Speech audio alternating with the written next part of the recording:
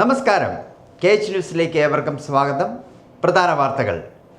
ഇസ്രായേലുമായുള്ള സംഘർഷം രൂക്ഷമായതിന് പിന്നാലെ രാജ്യത്തെ അഭിസംബോധന ചെയ്ത് ഇറാൻ പരമോന്നത നേതാവ് ആയത്തുള്ള അലി ഖമേനി ഇസ്രായേലിനെ മുട്ടുകുത്തിക്കുമെന്നാണ് ഇറാൻ പരമോന്നത നേതാവ് പറഞ്ഞത് എന്ന് ഇറാൻ മാധ്യമങ്ങൾ റിപ്പോർട്ട് ചെയ്തിരിക്കുന്നു.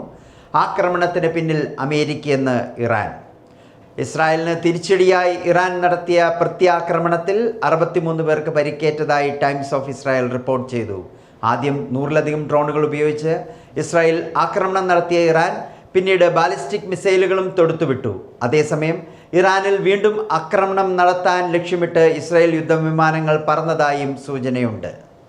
ഇസ്രായേൽ ഇറാൻ സംഘർഷത്തിൻ്റെ പശ്ചാത്തലത്തിൽ ഇസ്രായേൽ പ്രധാനമന്ത്രി ബെഞ്ചമിൻ നെതന്യാഹുവുമായി ഫോണിൽ സംസാരിച്ച് പ്രധാനമന്ത്രി നരേന്ദ്രമോദി നിലവിൽ സാഹചര്യങ്ങൾ നെതന്യാഹുവുമായി വിശദീകരിച്ചു. നെതന്യാഹു തന്നെ വിളിച്ചതായും നിലവിലെ സാഹചര്യങ്ങൾ വിവരിച്ചതായും നരേന്ദ്രമോദി സമൂഹ മാധ്യമത്തിൽ പോസ്റ്റ് വ്യക്തമാക്കി.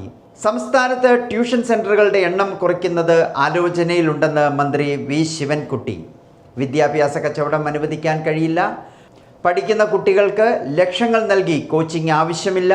കളിക്കാനും പത്രം വായിക്കാനും കുട്ടികൾ സമയം കിട്ടാത്ത അവസ്ഥയാണ്. വിദ്യാർത്ഥികളുടെ മാനസിക സംഘർഷം കുറയ്ക്കാനാണ് വിദ്യാഭ്യാസ വകുപ്പ് ലക്ഷ്യമിടുന്നതെന്നും മന്ത്രി വ്യക്തമാക്കി.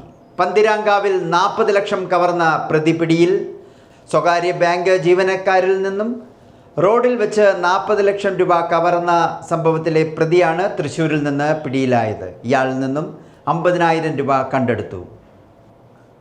ദത്തെടുത്ത 5 വയസ്സുകാരിയെ പീഡിപ്പിച്ച് വളർത്തച്ഛൻ. തിരുവനന്തപുരത്ത് ശിശുക്ഷേമ സമിതിയിൽ നിന്നും ദത്തെടുത്ത 5 വയസ്സുകാരിയെ പീഡിപ്പിച്ച വളർത്തച്ഛനാണ് അറസ്റ്റിലായത്. തനിക്ക് അച്ഛനിൽ നിന്നും മോശം അനുഭവമുണ്ടായതായി അമ്മയോടാണ് കുട്ടി ആദ്യം പറഞ്ഞത്. തുടർന്ന് അമ്മ വിവരം പോലീസിനെ അറിയിക്കുകയായിരുന്നു. കോടതിയിൽ ഹാജരാക്കിയ പ്രതിയെ റിമാൻഡ് ചെയ്തു. യാത്രക്കാരനെ ബസ്സിനുള്ളിൽ മരിച്ച നിലയിൽ കണ്ടെത്തി.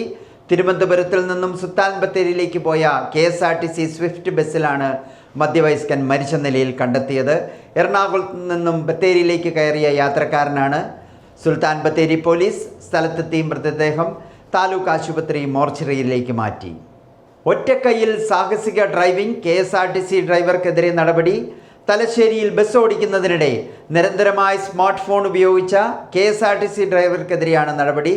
ഡ്രൈവിങ്ങിനിടയിൽ മൊബൈൽ ഫോൺ ഉപയോഗിച്ച തലശ്ശേരി യൂണിറ്റിലെ ഡ്രൈവർ ഷാജി കണ്ടോത്തിനെതിരെയാണ് നടപടി. പാനൂർ കൂത്തുപറമ്പ് റൂട്ടിൽ സർവീസ് നടത്തുന്നതിനിടെയാണ് ഡ്രൈവർ മൊബൈൽ ഫോൺ ഉപയോഗിക്കുന്ന ദൃശ്യങ്ങൾ പുറത്തായത്. ഇതോടെ വാർത്തകൾ കഴിഞ്ഞു. നമസ്കാരം.